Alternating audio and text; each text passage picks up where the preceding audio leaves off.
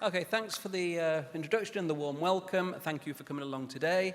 As is often the case, I was finishing off this presentation this morning, so it's a brand new presentation. It's also a brand new machine, so what could possibly go wrong? It's going to be fine. Right, okay.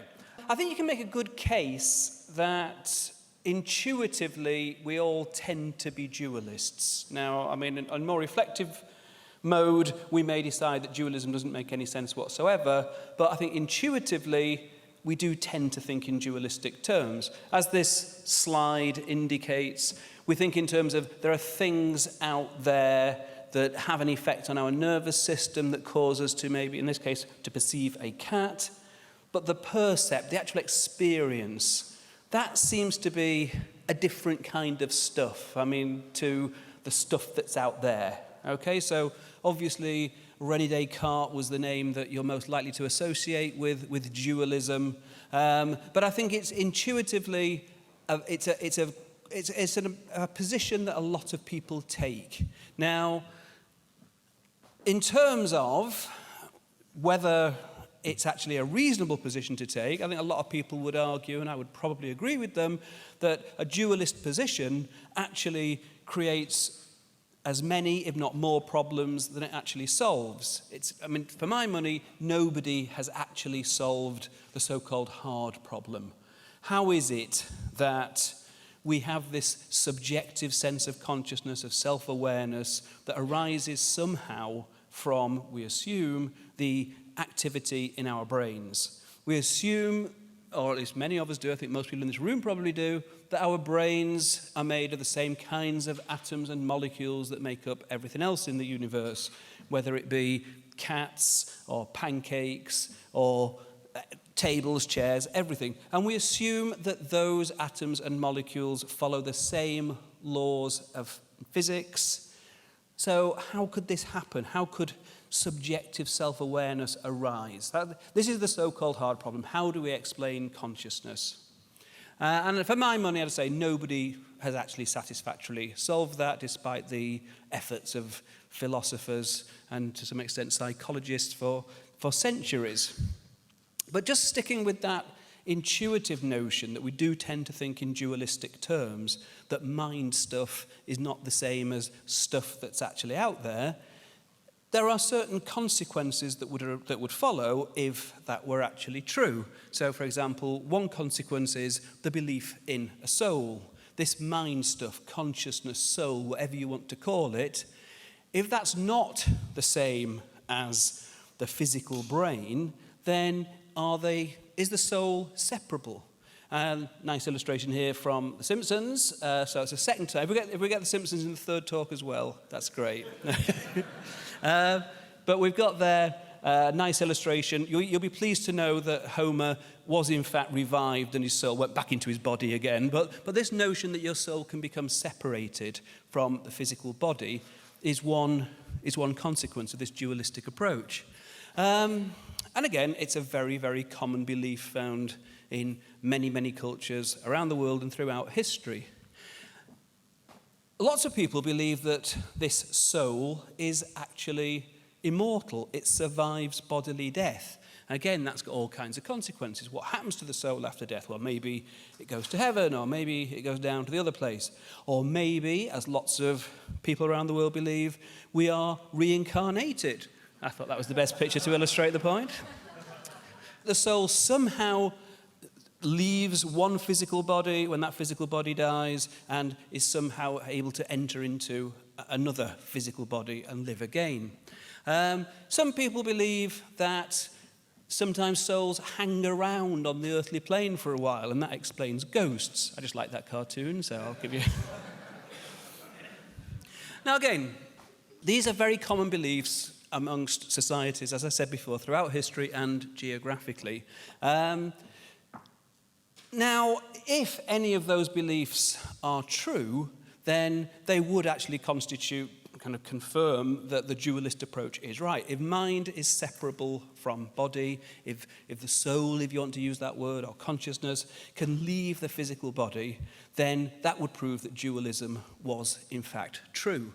So this raises the question of so to speak, can the ghost actually ever leave the machine? Now, this way of thinking about things involves the idea that in some way our physical bodies are just a machine that's somehow being controlled by the soul, consciousness, whatever you want to call it, in the same way that we might drive a car, and we can get out of one car, we can get into another car, we can drive it away, we can control that car.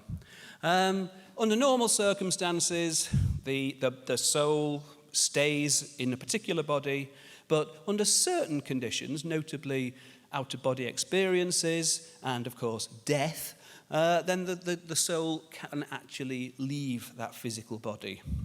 As I say, this does raise all kinds of issues. It also raises a kind of other potentially worrying ideas. If, in fact, this important part of us is this spirit stuff, then what other kinds of spiritual entities might there be floating around out there? And what are their intentions towards us? And is it possible, taking this analogy further, that they could actually take over the controls and push us out somehow? In other words, does possession actually happen? Now, possession is again, widely believed in different forms, in different societies. But what I'm going to do first then is give you a few definitions, because that's what we academics like to do, and also to provide a little bit of context. Because when you stop and think about it and reflect on it, you realize there are many situations where it appears, with possession, what appears to be happening is that someone appears to have been taken over, so to speak. The person that was there has now gone, and some other entity, usually interpreted as some other kind of spiritual entity, has taken over that physical body, and the behavior changes, the voice may change, all kinds of things change. It seems to be a different person, okay? Now, in terms of these definitions, these are taken from Michael Falborn's Glossary of Parapsychology. Possession, he defines as the complete control by an ostensible discarnate entity of the body of a living person, and then helpfully defines discarnate entity as a disembodied being as opposed to an incarnate one, the surviving personality of a deceased individual or a non-human entity, a spirit. So the idea is you might be possessed by either the spirit of someone who once lived, or it might be a non-human spiritual entity. The definition of the word exorcise, this time from the Merriam-Webster Online Dictionary, to force an evil spirit to leave. But as I say, there are lots of related phenomena which have a similar appearance to the outside observer. So let's consider some of those. Channeling. This is a phenomenon in which, according to Arthur Hastings, a person purports to transmit information or messages directly from a personality or consciousness other than his or her own, usually through automatic writing or trance speaking. This other personality usually claims to be a non-physical spirit or being. The point here is it looks the same. Somebody in a typical trance medium, their personality will change, their voice will change, they appear to have their body seems to be being occupied by some other external spirit, to all intents and purposes.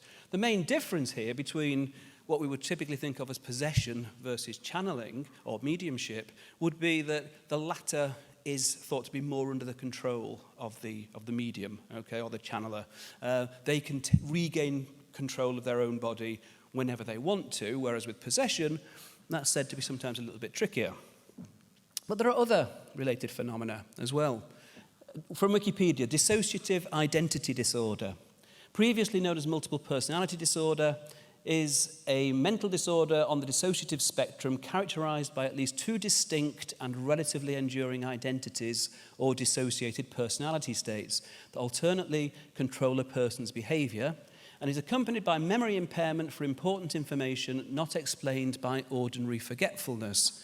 Now, as probably quite a lot of you are aware, and as Wikipedia makes clear, DID, or multiple personality disorder, is a very, very controversial diagnosis. And there are lots of people, and I'd include myself in this category, who actually doubt that it is a genuine psychiatric condition, and instead would say it's, to use the technical term, it's iatrogenic, it's produced by the therapy. But again, to the outside observer, it looks the same as these other phenomena I'm talking about.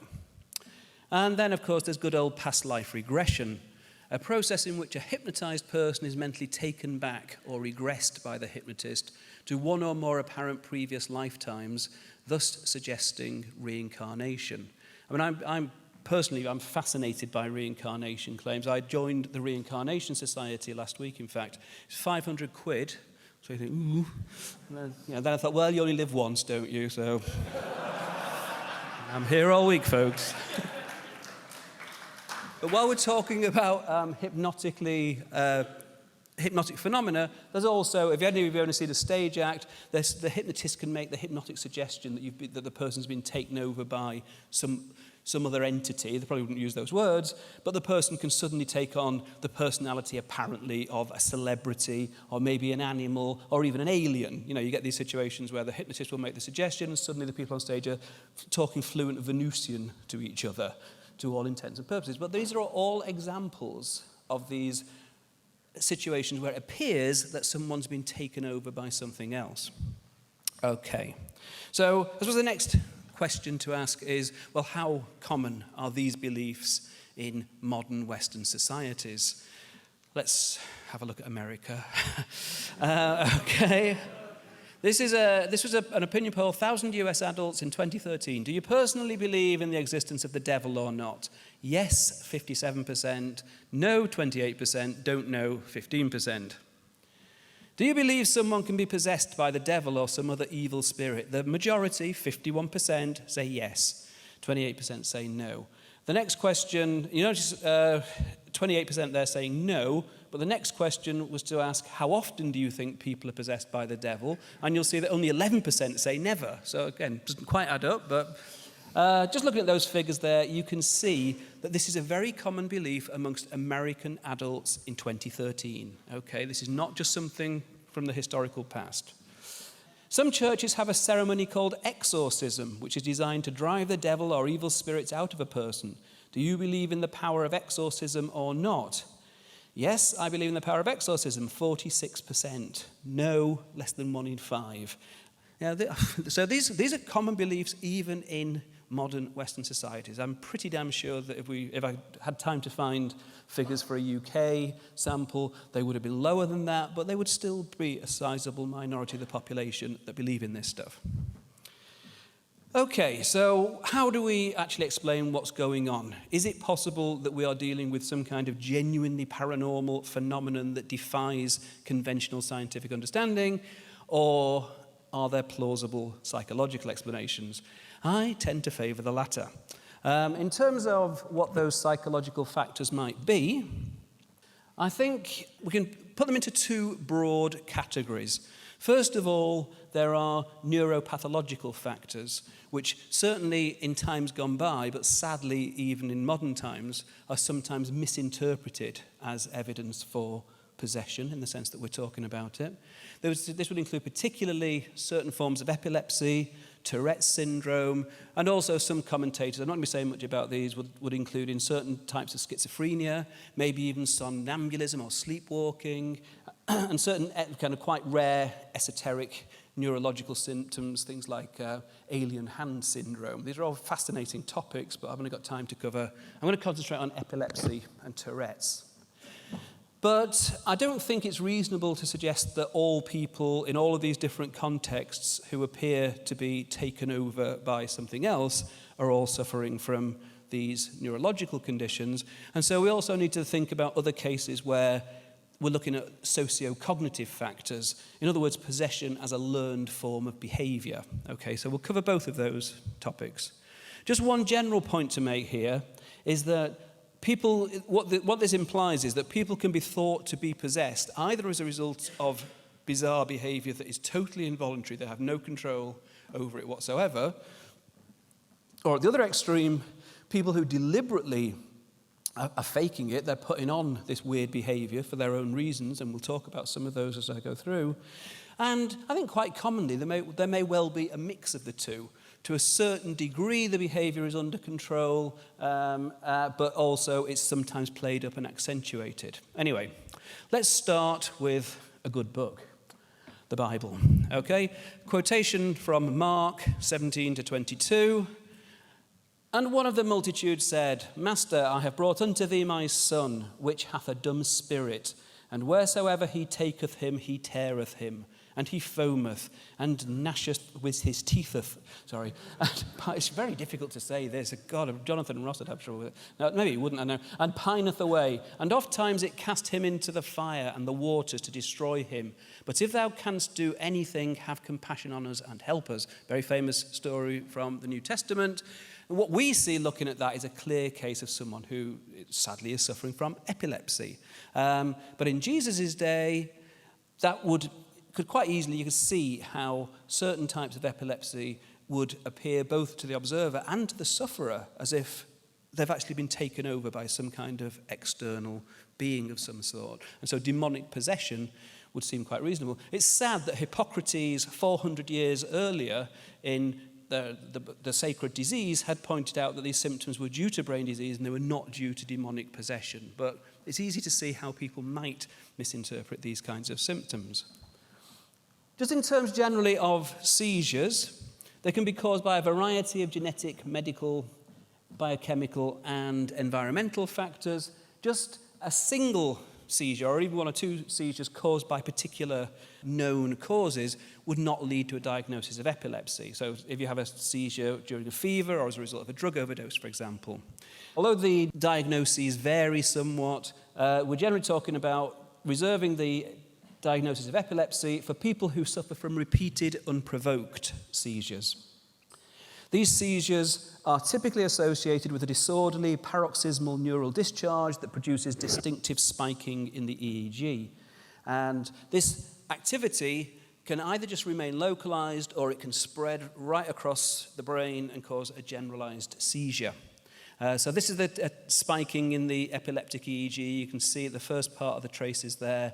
It's kind of showing you a normal EEG, and then suddenly there's this spiking when you've got this abnormal activity, which, as I say, can either stay focalized or it can spread to take in the whole brain. In terms of generalized seizures, they typically begin with a cry, collapse, and unconsciousness. Muscles are activated indiscriminately and uncontrolled thrashing of limbs occurs. Other typical symptoms include oral spasms, causing protrusion of the tongue and foaming at the mouth, respiratory paralysis, and incontinence. And the convulsions typically subside after a minute or so, often followed by a coma lasting up to half an hour. Now, I have a clip here of someone. It goes on for a while. I might not show you the whole clip. This is someone experiencing a generalized seizure.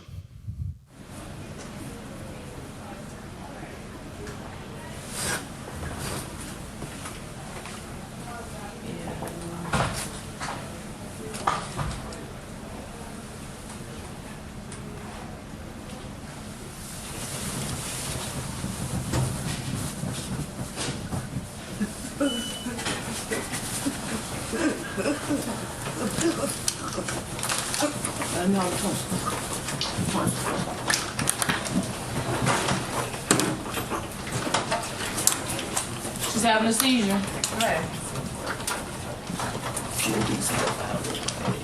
What time did it start? 2 minutes. The button was pressed. 2 minutes, the button was pressed right at the time.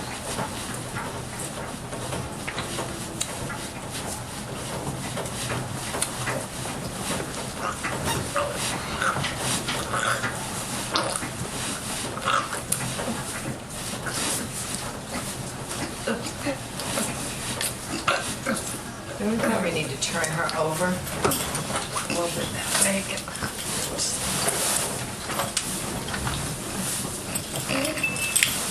This one? Get a pulse Kara, ox you have a machine. phone call at the desk. Kara, telephone call at the desk.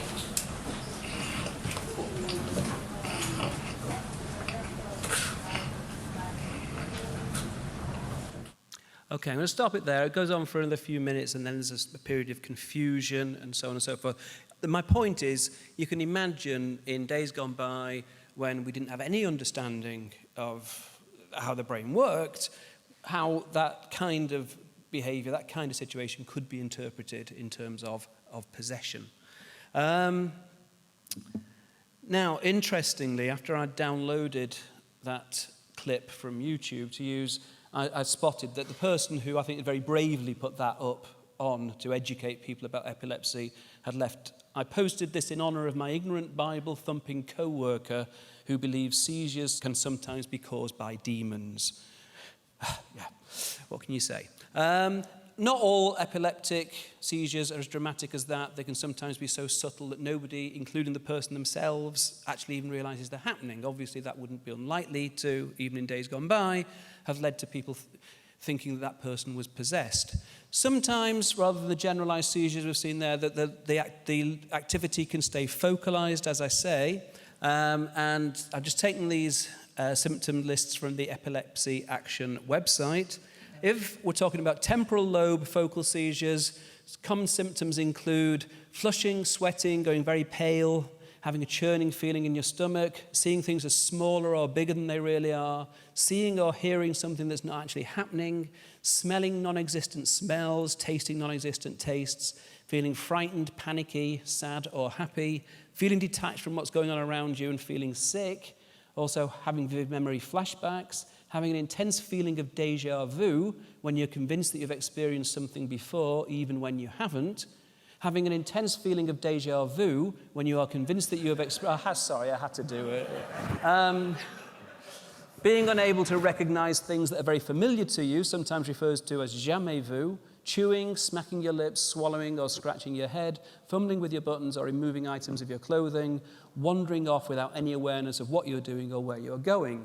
In the case of frontal lobe epilepsy, common symptoms are turning your head to one side, your arms or hands become stiff and drawing upwards, cycling movements of your legs, thrashing of your arms, carrying out strange and complicated body movements, having problems speaking or understanding, experiencing sexual feelings and showing sexual behavior, screaming, swearing or crying out, and losing control of your bladder and or bowels.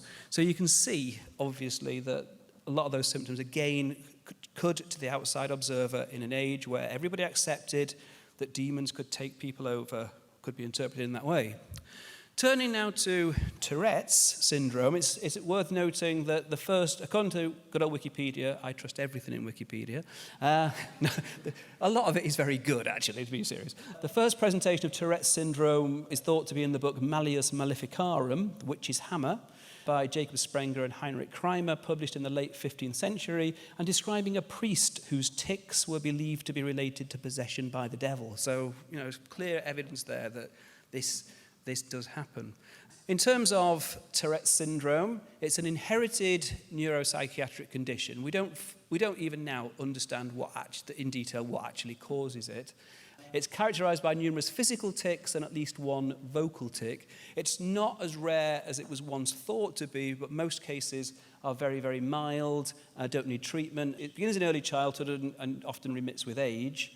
The one symptom in most people's minds that they associate Tourette's with is uncontrolled swearing, obscenity, and so on and so forth. That's actually fairly rare. It's only about 10% of cases that actually have that particular symptom, but it probably is that symptom more than any that in the past would have been interpreted as a possible sign of possession.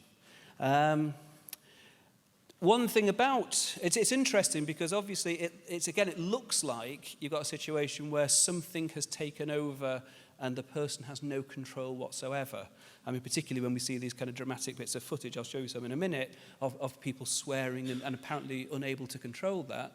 The perspective of the actual sufferer is slightly different to that. They do have some control. And what they describe is these monetary urges. And the way it's often described is it's like if you have an itch and you've got a very strong urge to scratch that itch, but you can control it as well. If you think, it's not appropriate to scratch this itch now while I'm in the middle of this very important job interview, you will not do it. But that takes effort. And it's the same for the sufferers from Tourette's. That this urge, this tension builds up and builds and builds and is released. It's like when you want to sneeze and you do sneeze. But so they can control it to some extent, but it's mentally very exhausting for them to do that. So again, I'm just going to show you some highlights from a TV documentary that I think show you a bit more detail of what Tourette's is about. I'm trying my best to hold it in. Shagging! Fuck off! Sorry. Sorry. Work is a 10-minute walk away from his home. Hey! Fuck off! When we're together, we feel some kind of harmony. You know, there's a connection somewhere. Filthy fags! John's Tourette weekend gets underway with a relaxation session. Picture in your mind a beautiful green field. I'm up to my knees in fucking cow part. Is there a wind? And when you're ready, if you get up from the recliner. Johnny Davidson! Hi, hello, I'm Heather from Citizens Advice Bureau in Galashiels. That actually helped at all. Fuck off, So nosy. Absolutely. And we sound as advisors like we're asking really nosy questions. Okay. Chopper dyed his pubes I'm ginger. just going through the list. Don't shoot the messenger. He dyed his pubes ginger. The next one is propriety of behaviour with other people. This person would be expected to tolerate the behaviour. Fuck off! Quite. That's not a very good wording for it. But there is somebody who's actually Your sat dogs down get tats. in the law and thought it through at last. Keep them And off I'll leave shoot. that with you so that you can have a look at it. You're very helpful. Then there's more on. Did you mean it or not? That's the dealing with it. So I'll leave. That's how the points work now, and they are better than the old points. Everyone on incapacity benefit is going to be moved on. You've got Tourette's by proxy now. 15 points for speech can't be understood by strangers. Absolutely. You get 9 points for strangers have great difficulty understanding speech. Pakistanis and Iraqis. You get... I get stabby with knives. Yeah. In the kitchen. Somebody's walking past. It's a really difficult call, though, because it's arguable that benefits-wise, you should be getting the maximum benefits because at any given moment you might need a minder. But you might not... Arthur Daly. Quite right. But It's a Jap sign. Where's some of the ticks come from, eh? If he could meet somebody who could look beyond the Tourette's symptoms, that he would be able to find somebody that he could kind of get on with and settle down with. Another gay man. There are also some positives that we can have a laugh about, especially when we're having pub quizzes and stuff at the centre. Something like playing charades. I'm never ever the person that stands up and has to act out what film it is or whatever, because I can't keep it to myself. You know, I'll stand up and I'll say, Jaws! And I'll go, right, that's my turn over.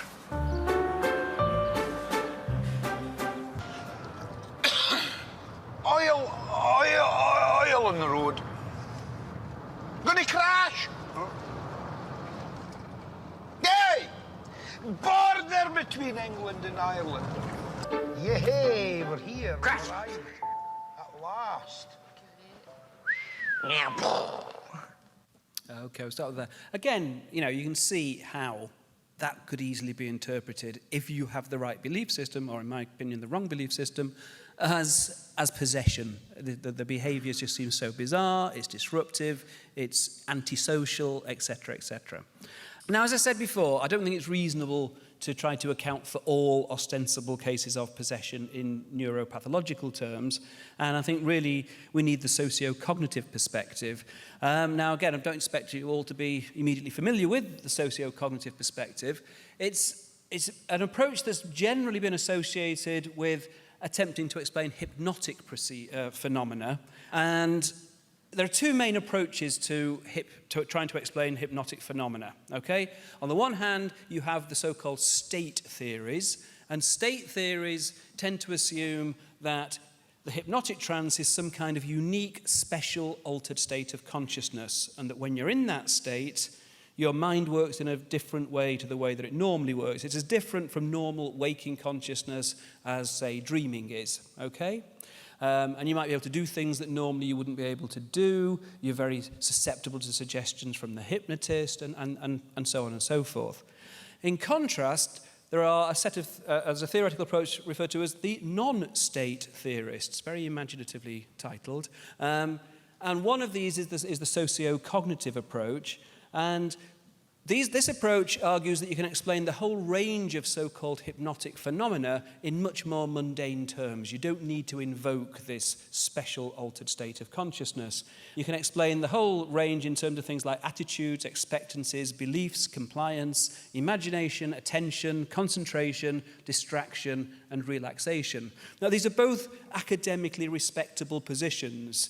And in my mind, it's not really clear. I tend to be more on the side of the non-state theorist, the socio-cognitive approach, but there's some intriguing recent findings that maybe suggest that the state theorists are onto something as well. So I'm not going to be commenting on that, but just applying this socio-cognitive perspective to possession. Now, there's a very lengthy quotation here from Nick Spanos, one of my heroes. I'm going to read it, first of all, so that you get a general feel of how the socio-cognitive perspective applies to hypnosis. Hypnosis refers not to a state or condition of the person, but to the historically rooted conceptions of hypnosis and hypnotic responding that are held by the participants in this mini-drama that's labelled the hypnotic situation. According to this perspective, hypnotic responding is context-dependent. It's determined by the willingness of subjects to adopt the hypnotic role, by their understanding of how role requirements change as the situation unfolds, by how they interpret the complex and sometimes ambiguous communications that constitute hypnotic suggestions, by their willingness and ability to use their imaginal and other cognitive skills to create the subjective experiences called for by suggestions, and by how feedback from the hypnotist and from their own responding influences the definitions they hold of themselves as hypnotic subjects and the interpretations they apply to their hypnotic experiences. Now, I'm not going to actually do it, but you could go through that paragraph and just replace hypnosis with possession, replace hypnotized with possessed, make a few other little tweaks, and it would all make sense, and you can see how the socio-cognitive perspective applies to possession. This is Nick Spanos, picture here on the left, tragically died in a plane crash in 1994. This book I would highly recommend to all of you, Multiple Identities and False Memories. He'd submitted it to the publisher before he died, but the plane crash happened before he'd made any any changes suggested by the editors, but fortunately his colleagues took on that role and did produce the book. Possibly not as well structured as they might have liked it, but it deals with things like hypnosis, false memories, alien abduction, past life regression, possession, dissociation, and draws out the common threads in all these things. So I think it's a fantastic book. One of the things that he points out in the book is that there are lots of these possession states. They're not all negative, okay? Sometimes people go through procedures to deliberately bring them on, and one common example of this in Western Christian societies is glossolalia, or speaking in tongues.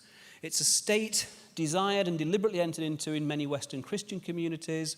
And in the words of Dr. William T. Samarin, glossolalia consists of strings of meaningless syllables made up of sounds taken from those familiar to the speaker and put together more or less haphazardly. Glossolalia is language-like because the speaker unconsciously wants it to be language-like. Yet in spite of superficial similarities, glossolalia fundamentally is not language. There is no linguistic structure there. It may be accompanied by convulsions, profuse sweating, eye closure, an apparent loss of consciousness, but not always, as this next clip illustrates. In Jesus' name, amen.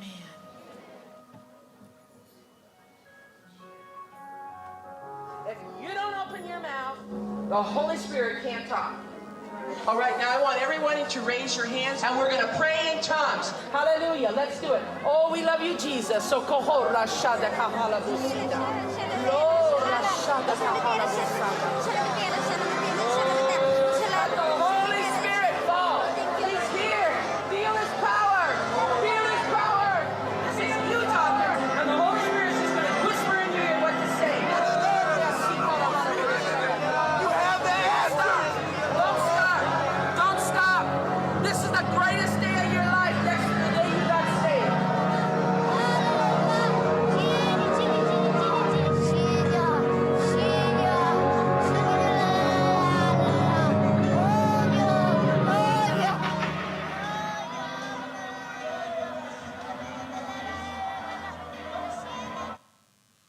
Okay. Now, glossolalia is typically interpreted by Christians as possession by the Holy Spirit. You heard reference to that in the clip that we saw there.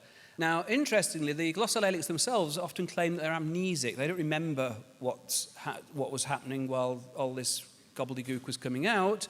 But fortunately, we are very lucky that certain members of the church actually have the gift of interpretation. And because this is in fact total gobbledygook, they can interpret these messages any way they like. And they tend to interpret them in ways that support the central tenets of that particular religion, surprisingly enough. There have been, this is the only bit that's actually God in the lab, actually. There is evidence that while speaking in tongues, people experience a sharp decrease in frontal lobe function, the area of the brain that enables reason and self-control. There's also increased activity in the parietal region of the brain, which takes sensory information and tries to create a sense of self relating to the world. Psychiatrist Andrew Newberg, director of the Center for Spirituality and the Mind at the University of Pennsylvania, studied 5 African-American Pentecostal women who frequently speak in tongues.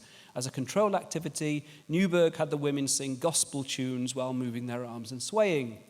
Newberg gave the Pentecostals an intravenous injection of a radioactive tracer that allowed him to measure blood flow and see which brain areas were most active during the behaviors. They published their findings in Psychiatry Research, Neuroimaging. During glossolalia, the part of the brain that normally makes a person feel in control was essentially shut down. The findings make sense, says Newberg, because speaking in tongues involves giving up control and feeling a very intense experience of how the self relates to a god. Now, the important point here is that glossolalia is a learned behaviour. The rate at which it occurs in particular religious communities and the form in which it occurs is determined by the context, by that particular belief of that particular religious community. Plenty of opportunities to observe the behaviour, so if you're going on to these religious services, you will see other people doing this stuff, and you know it's a good thing if you can do it yourself. And it's also that the very first manifestation of glossolalia is often interpreted as being a turning point in that person's life. The Holy Spirit has entered them, okay? And very often people will then reinterpret their lives, that everything before the glossolalia, their lives were sinful, and everything since has been pure and happy. And this is one example, as Spanos points out, of the characteristics of possession displays in other cultures vary greatly both among societies and within societies.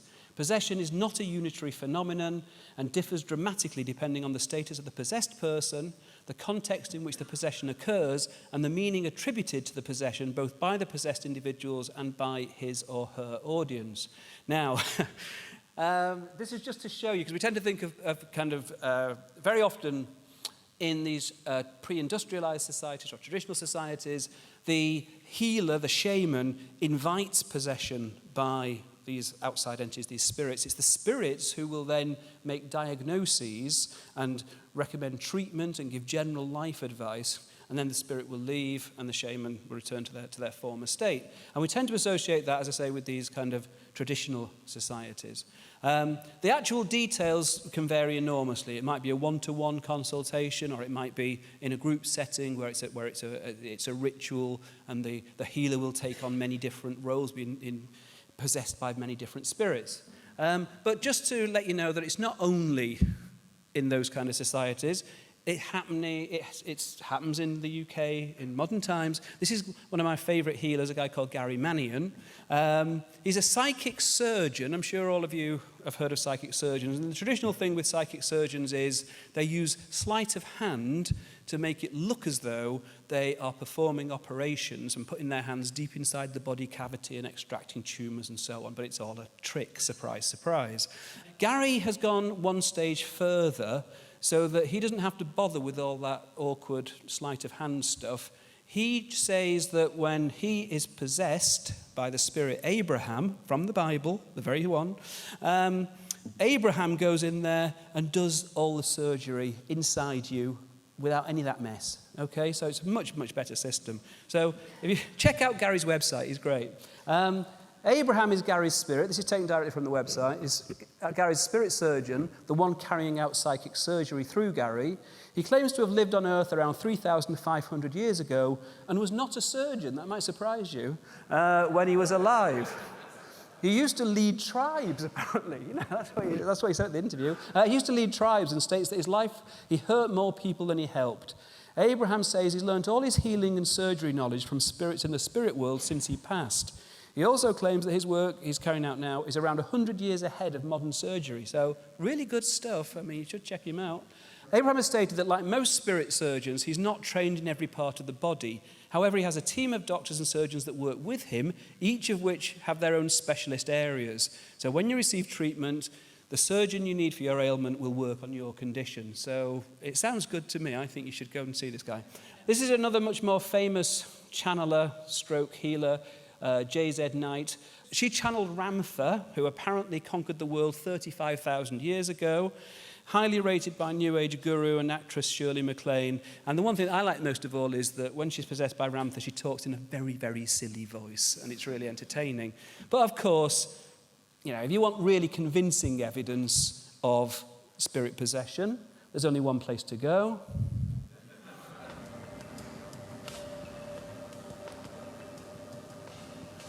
Francis! Francis! You're Francis, are you? You Francis? Francis. Francis. What's your surname, Francis?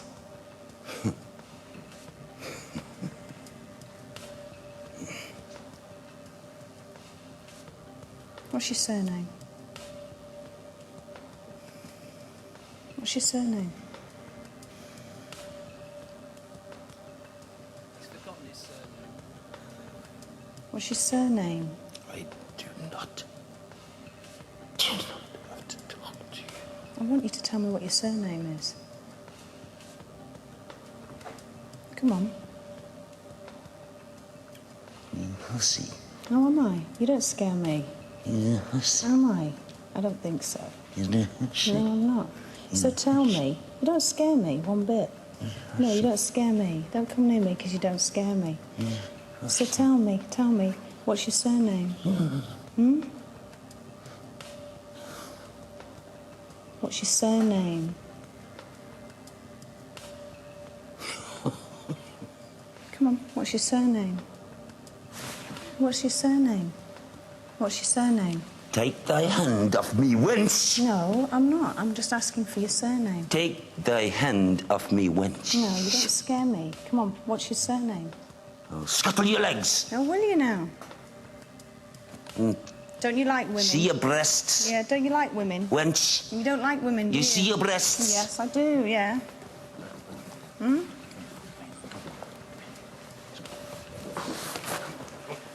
I think that's enough of that. Apparently some people think Derek's a fraud and a fake. I completely dismiss those views. One of the things that you saw in that clip there, that it's very clearly signalled when the transition's taken place from the non-possessed state to the possessed state. As Spanos says, the transition from the mediums, he's going back to the more kind of serious study of this thing, not Derek Okora. The transition from the medium's human personality to that of a spirit is marked by readily identifiable signs, e.g. shaking, eye closure, that the audience has learned to interpret in terms of spirit possession. Similarly, the transition from one spirit identity to another is marked by recognizable changes in behavior, such as changes in voice, personality, and dress. In some cultures, particular spirits dance to some tunes but not to others. And in other cultures, each change in spirit identity is marked by replacing a scarf of one colour with a scarf of another. Pretty clear sign, that. When behaving as a warrior spirit, the medium struts to and fro in an aggressive and threatening manner, and the audience responds accordingly by being quiet and respectful. When presenting as a tiger spirit, the medium may well walk on all fours and growl while the audience backs away. When presenting as a risque spirit, the medium jokes with the audience, which responds with relaxation and laughter. The result of these mutually supporting interactions is the construction of spirit possession as a social reality. Now, Lewis makes a distinction between what he calls central and peripheral possession. Central possession, the person being possessed is typically very high in the social order. The possessing spirit is a major deity, and the performance serves to reinforce the central values of the society. Peripheral possession, on the other hand, the person possessed is a socially marginal and powerless member of society. The possessing spirit is often capricious and amoral, and it's typically associated with illness and distress on the part of the possessed person. And just to give you a couple of examples of this peripheral possession, In patriarchal societies, women in unhappy marriages, for example, might, in the possessed state, make all kinds of demands. They might demand that there's a big ceremony put on for them, they get lots of new clothes, etc., etc. They might insult their husbands, but they're not held responsible for it. It's the spirit, so it's okay.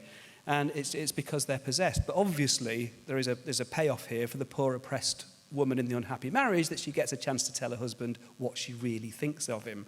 Examples of possession, including convulsions and bizarre behaviour amongst female Malaysian factory workers doing tedious work in poor conditions for very low pay. Again, there'll be these epidemics. They wouldn't affect the non-Malaysian workers, but the Malaysian workers would be affected. They'd get time off work. They'd get the chance to tell the bosses what they thought of them, but they weren't held responsible because it was the spirit that was possessing them. And again, it's not as simple as just putting it on, although I think in some cases it probably is. But a lot of the time, they can use cognitive strategies that might convince themselves that they are actually possessed. Spanos also looks at historical cases, many examples in the New Testament. Initially, these cases might involve one or two of these symptoms: convulsions, sensory motor deficits, enactment of multiple identities, loss of voluntary control over behavior, increased strength, amnesia. But after a while, by the time we get to later periods in history, sufferers typically showed pretty much all of them, or most of them. The possession was often used historically in terms of proselytizing. The rate of occurrence of possession was very high when the Christian church was first formed, when they had to convince people this was the one true religion. But once it was accepted as the state religion of the Roman Empire, the rate declined and then rose again between the 15th and 17th centuries with the breakup of Western Christianity into competing sects, where Catholics and Protestants were each fighting for their territory. Interestingly, both Protestants and Catholics around this time believed that there was an international satanic conspiracy and that it was witches who could actually bring about possession. Witches could make someone else become possessed by demons. The witches were the agents of Satan, and the idea was that if someone was possessed, you could actually communicate with the spirit. They would name the witch that had brought this about. That person, that poor woman, would then be brought in, tortured, and surprise, surprise, she would often confess and she would name other witches. They would be brought in, they would be tortured, and so on. And that's how the witchcraft panic spread. As Spanos points out, those who controlled the demoniacs had a powerful weapon to use against political, social, or personal rivals. What were these signs of possession? Well, firstly, if you convulsed during the exorcism, that was a clear sign. A man very surely be known for a demoniac if he is disturbed, i.e. convulses, when the exorcisms are read. Also, if there was a witch in the presence of the possessed person, they would also convulse, even if they didn't know the witch was there, apparently. But when the witch was brought in again, although she could not possibly see her, she would immediately be senseless and like to be strangled, and so would continue until the witch were taken out. And then she would come again to her senses.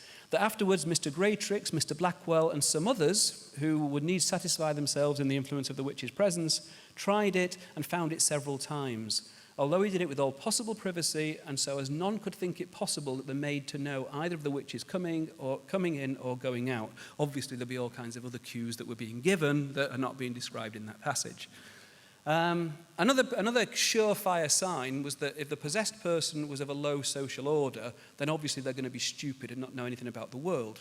Goes without saying. So, evidence of intelligence or learning in the lower classes is another sign. An even more certain sign is when a sick man speaks in foreign tongues unknown to him, or understands in those tongues, or when, being ignorant, the patients argue about high and difficult questions. It's a manifest sign when an ignorant man speaks literary or grammatical Latin, or if, without knowledge of the art, he sings musically or says something of which he could never have had any knowledge. Now, how do you actually become possessed? Why would anybody take on the possessed role? I remember I was on a daytime TV program many, many years ago where there was me and an official exorcist, member of the church. And the presenter of the program asked the exorcist, how does this happen? How do you become possessed? Presumably, it doesn't just happen when you're down at the shops. And he confirmed that was the case and went into a lengthy explanation. I didn't get the chance to present hard evidence that it can happen when you're down at the shops, because I've often been out shopping on my own for clothes. I come home, I show my wife what I bought, and she says, "What on earth possessed you to buy that?" Hey, thank you. I'm here all week, folks. In late medieval and early modern Europe, the idea of possession... So this is, why would anybody accept the role? Because, first of all, it was part of the commute culture. People believed it could happen. And they would be told by experts, by the priests, by the clergy, that some of the symptoms they had, possession would typically begin with ambiguous physical symptoms and or disruptive behaviour. That would lead to the suspicion somebody might be possessed, and then they would be convinced by members of the clergy that was the explanation for either physical symptoms or disruptive behaviour. And interestingly, the behaviour would start off as kind of fairly ambiguous and just a bit generally weird, but then it would become more stereotyped. Again, a quotation from Spanos: "The demonically possessed children who participated in the Salem witch panic initially enacted an array of odd behaviours, such as running about the house, creeping under furniture, and adopting unusual postures. After several weeks of close observation by and interaction with neighbours and clergy who suspected demonic intervention, their symptoms became much more stereotypically diabolical. These symptoms now included convulsions, reports of being bitten and pinched, and seeing the spectres of witches attack them and others." And there are also interesting differences between Catholic and Protestant possession, which again shows a rule-governed behaviour.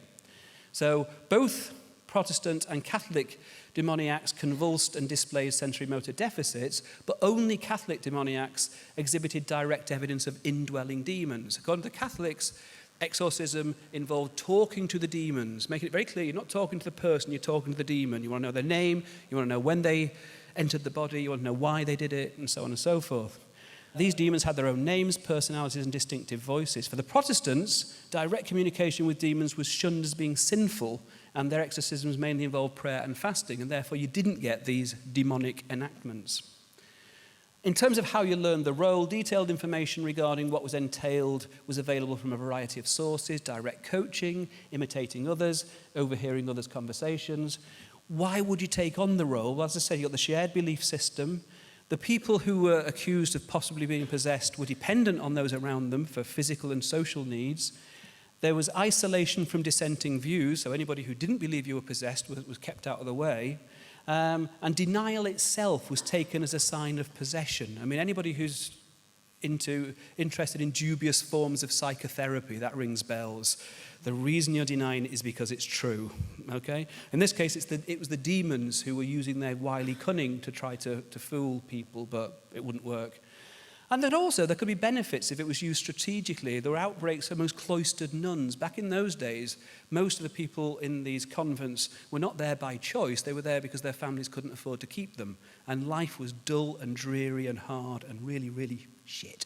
And so taking on this role as being possessed, suddenly you can let off steam. You can tell people what you think about them. Life becomes interesting. People take an interest in you. You're not unimportant anymore.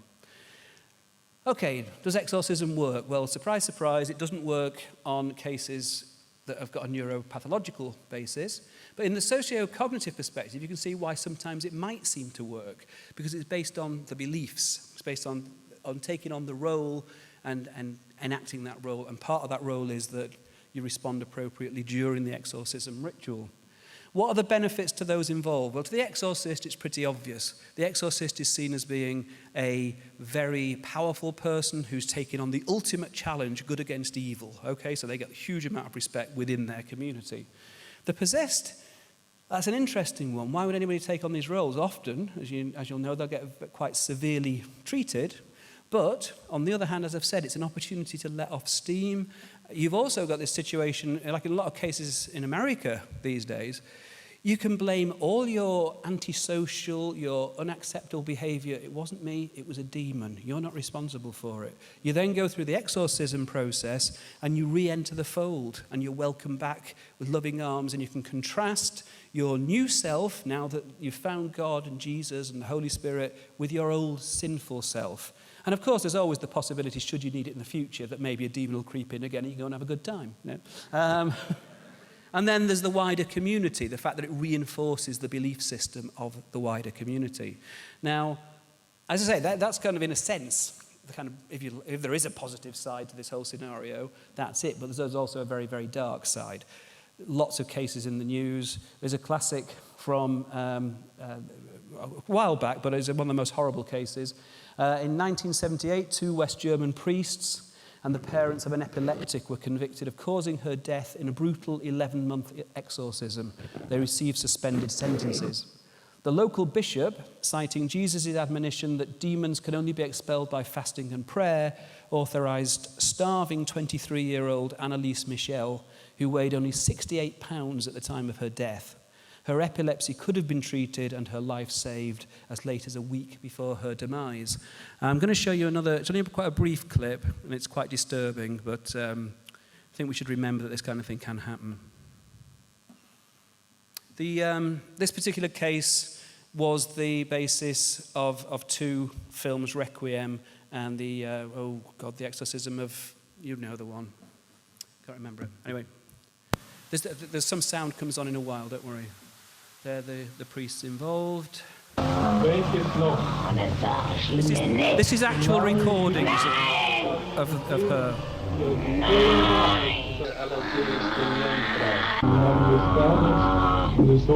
Ja, det scheibler doch nicht!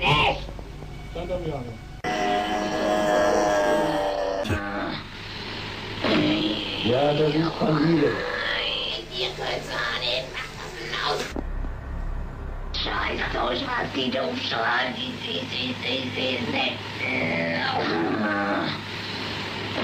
Nein. Sie Drecksau, sie Verflucht. Das ist unnirrbar und grausam ist. Grausam. Sie Drecksau, sie Verfluchte. Der das ganze Deutschland verführt, oder? Ja, der ist noch drin. Im Namen des dreifaltigen Gottes und aller Todesbringender Maria, sagt die Wahrheit.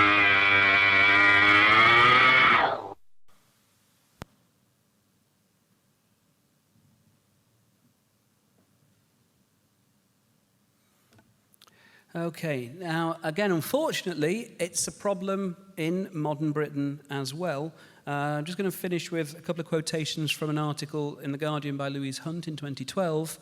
The link between belief in spirit possession and child abuse came to public attention following the death in 2000 in Haringey, North London, of Victoria Climbié, who was from the Ivory Coast. Research found that her guardian, Marie-Thérèse Coueillot, and Carl Manning had tortured the 8-year-old partly through belief that she was possessed by an evil spirit, a belief supported by their church leaders. In 2005, 3 adults in East London were convicted of child cruelty to another 8-year-old from Angola. She had been starved, beaten, cut with a knife, and had chili peppers rubbed in her eyes in the belief that she was possessed. I could have gone on and on and on and on presenting those kind of cases, but I thought that would be a little bit too depressing. Now, as you know, I mean, part of the problem for the rise of these beliefs is the good old internet. There's lots of really good information and out there. There's also lots of not so reliable information. I'm just going to finish, this will explain itself. I'm going to show you one final clip. This is something I found on YouTube, so see what you make of this.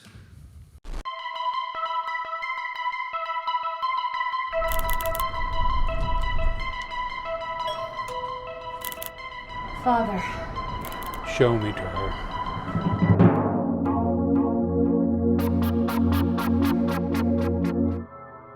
Cindy, I know you're in there somewhere. If you can hear me, let me know. How do you feel?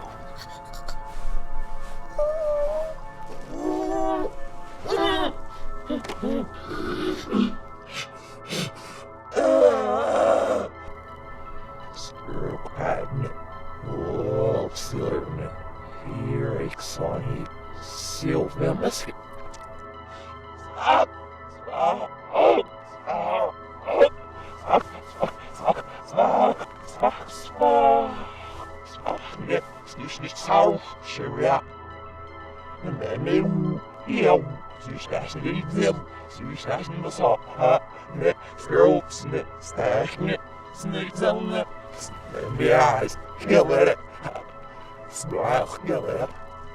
Roll me the sniffle, galera. Fast, me, Maria, skilling was yeah. Over the dam. Says the back of my missing. The first stick.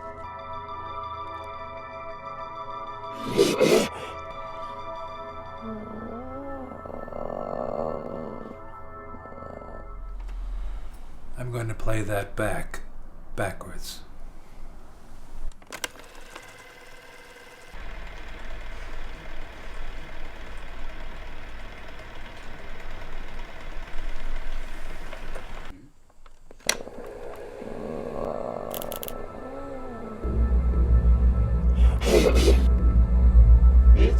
It's tough, Father.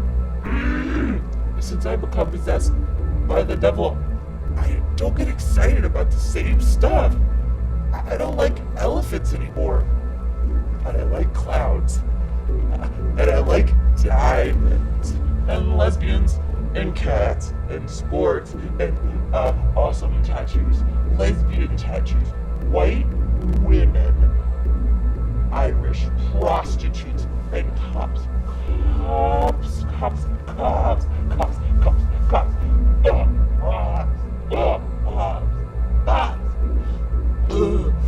And I like shiny things. And I like Chinese food a lot. Otherwise, I'm just the same person. Except my voice being all scary and really slow and backwards.